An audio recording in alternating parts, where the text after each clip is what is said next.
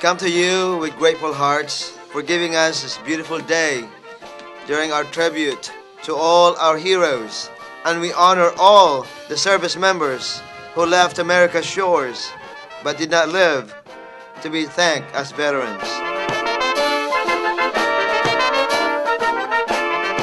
The 1987 Operation Tiger Memorial, dedicated by the United States of America in honor of the men of the U.S. Army's 1st Engineer Special Brigade, the 4th Infantry Division, and the 7th Corps Headquarters and the United States Navy's 11th Amphibious Force, who perished in the waters of Lime Bay during the early hours of April 28, 1944. They were on board landing ships tank, LSTs, of a convoy participating in the Operation Tiger, a training exercise at Slapton Sands, Torcross, England. The exercise was in preparation for the assault on enemy forces at Utah Beach, Normandy, France. A surprise encounter with the German torpedo boats resulted in the tragic loss of 2 of the landing ships and damage to 2 others. The lessons learned in the tragedy added significantly to the success of the Allies in the D-Day landings in Normandy. Many of these soldiers and sailors be remembered not only for their sacrifice, but also for their contributions to the Allied cause of World War II. The soldiers and the sailors were getting ready approximately 6 weeks before the invasion on D-Day at Normandy to invade Europe, repel the Nazis, bring freedom back to a continent that was under severe oppression. They died in a practice drill. The practice drill brought about many revelations, many strategies that then led to a successful D-Day.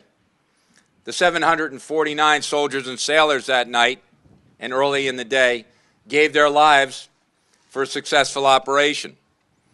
We call upon the men and women of this country to step forward and foster these ideals that we cherish and hold so dear to our heart, and that is freedom. Freedom to speak, freedom to talk, freedom to walk, freedom to travel abroad. We can stand up here in our suits and we can say that we understand, and we never will unless we have served. And to the men and women that are out there, we are eternally, eternally grateful. Here to pay tribute, to say thank you for their bravery, for their courage, to be part of setting the stage for the successful operation of D-Day in Normandy, setting the stage to free Europe once again. As I studied the events on that heroic morning of April 28, 1944, when 749 patriots sacrificed their lives, I'm reminded of a word that has not only come to define our men and women in uniform, but has also come to define our nation itself. And that word would simply be resiliency. While Exercise Tiger was a tragic loss of life, Operation Overlord had to go on. There were many changes to the plans for D-Days as lessons learned from Exercise Tiger were applied. Lessons learned the hard way through loss of life and critical equipment. Unfortunately, that is the way of war.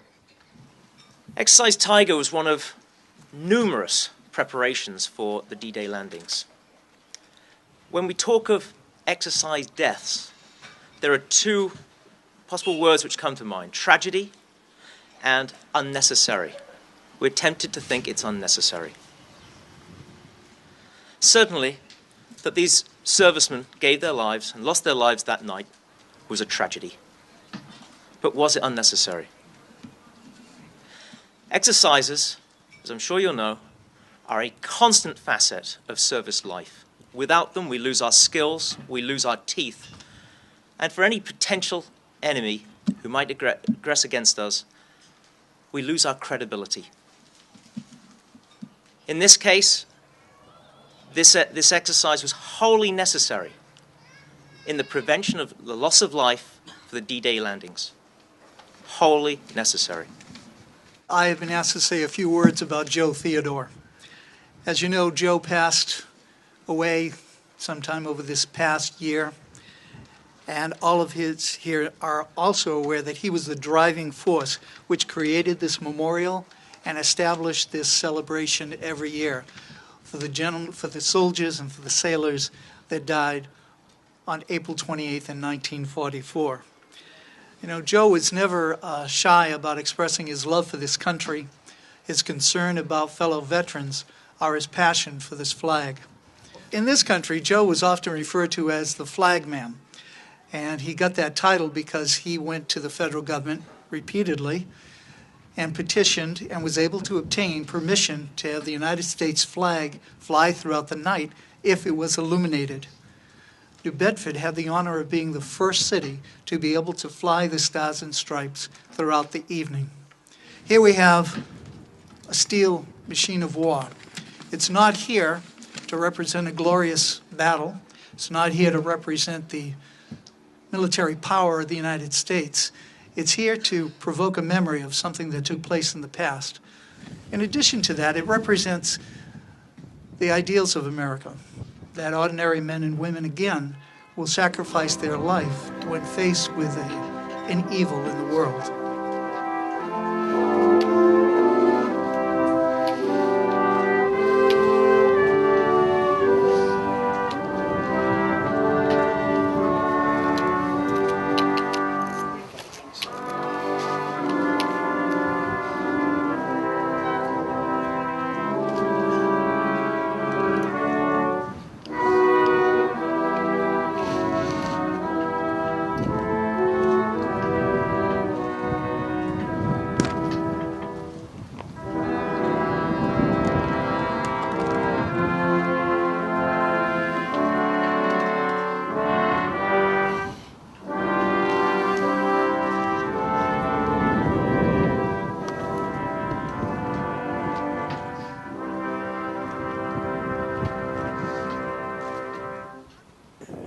This is a wonderful memorial.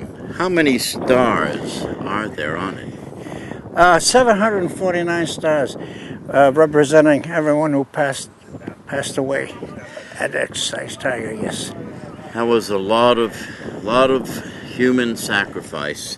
What is your involvement with today's exercise and with the whole project? My involvement right now is being a volunteer at the museum here that is responsible for the Exercise Tiger Memorial. Exercise Tiger is an exercise that had to take place on Slapton Sands to simulate a landing for Normandy. We had to have some kind of formation, and by doing that, we learned a lot. We lost a lot of men. There was a man by the name of Bill Gould.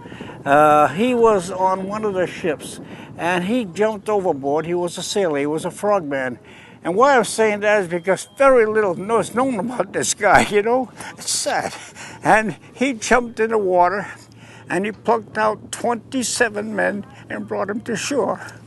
But what message would you give our future generations about never to forget this exercise? What would your message be? My message is that the sacrifice that these men gave, 749 of them, was to save Europe from this tyrant. So they didn't die in vain? They never died in vain. Everyone died for a reason, and a good reason, you know, and they know that. Everyone there, we all know that. That's why we have to honor them once in a while.